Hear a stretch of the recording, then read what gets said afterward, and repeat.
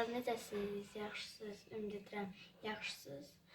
Bu günlər sizlərlə adlı kəsənin bölünməsinə dair cəmi 3 daha doğrusu 2 dənə sual işləyəcəyik. Gəlin işləyək. Artıq üçüncüsünü yazıram. Baxaq. 4 üstə gəlsin. 8'e 1. Və vurulsun 6. Sonra bölünsün. 2 tam 2'de 1. Çıxsın 1 tam. 4'te 3. Bu uzun olacaq.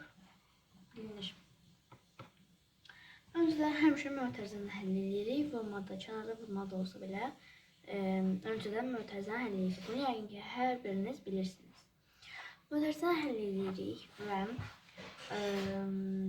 həll edirik öncədən 2 tam 2'de 1 çıxsın 1 tam 4'te. İndi bərabərləşdirək 2 tam 4'te 2 çıxsın 1 tam 4'te 3. 2'den çıxa bilmədiyimizə görə yazır 1 tam 4'te 2 çıx 3 və məxrəcimizin üzərinə bu içini gəlirik. Yəni 6. Altdan 3 çıxanda eləyəcək 3. Demək, cavab eləyəcək 4'te 3. Tam da gelir. Tam yox olur. Sonra 4'te 3 elədikdən sonra öncə 8'i vururuq.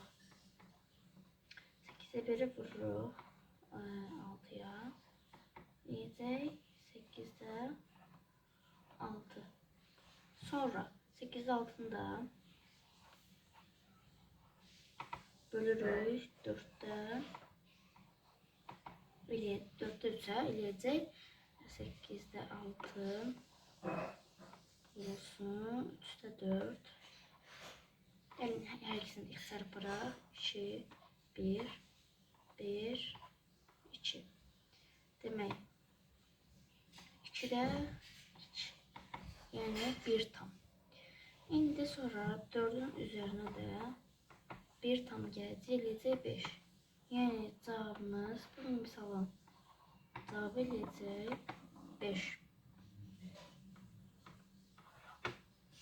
Anlaşılmayan bir sual var mı? Yoxsa əgər yoxdursa gəlin keçək digər sualımıza. Və uşaqlar 4-cüyə baxaq. 4-cüdə bizə burada soruşur deyək. 4-cüdə gəlin baxaq nə deyir? Mötərizənin içərisində həll edirik. Öncə 3'də 1. Sonra bağlayırıq. Bölünsün. Mötərizəyə keçirik. 1 çıxılsın 5'te 1. Mötərizə kısmına getdikdən sonra üzərinə 3 gəldik. Bu bizim misalımız oldu. İndi birinci mötərizə həll edək. Birdən 3'də 1 çıxanda eləyəcək 3'də 2. Sonra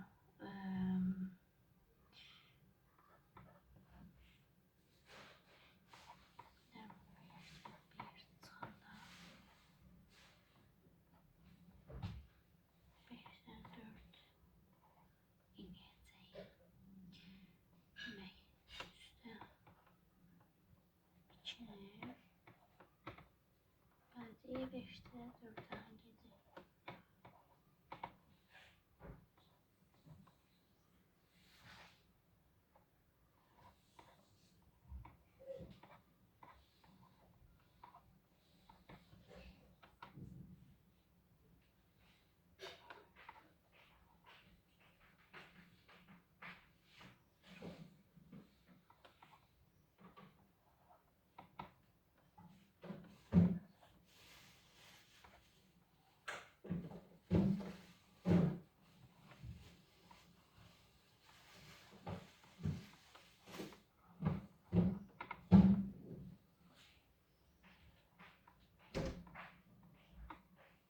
Cevabımız 3'ten 6'da 5 elədi.